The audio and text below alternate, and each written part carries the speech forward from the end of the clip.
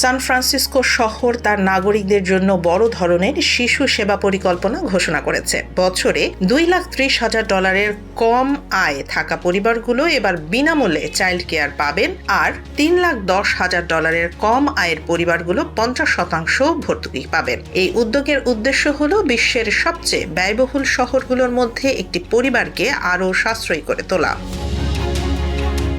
শহরের mayor Daniel lory বলেন, আজ থেকে শুরু হচ্ছে একটি বড় প্রচেষ্টা যা পরিবারের জীবনযাত্রার খরচ বছরে $10,000 পর্যন্ত কমাতে সাহায্য করবে। আমরা চাই সান ফ্রান্সিসকো পরিবারগুলোর জন্য এমন জায়গা হোক যেখানে তারা স্থিতিশীলভাবে বসবাস করতে, বেড়ে উঠতে এবং ভবিষ্যৎ গড়তে পারে।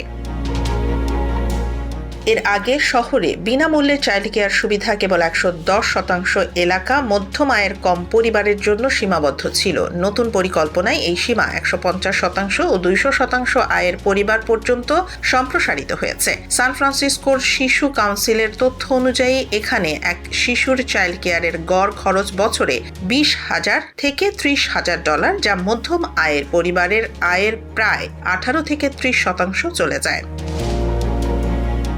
শহরটি 2018 সালে ভোটে অনুমোদিত বেবি প্রপ সি থেকে অব্যবহৃত $550 মিলিয়ন তহবিল ব্যবহার করবে। শহরের 500 এর বেশি প্রোভাইডার পরিবারগুলোকে এই সুবিধা প্রদান করবে।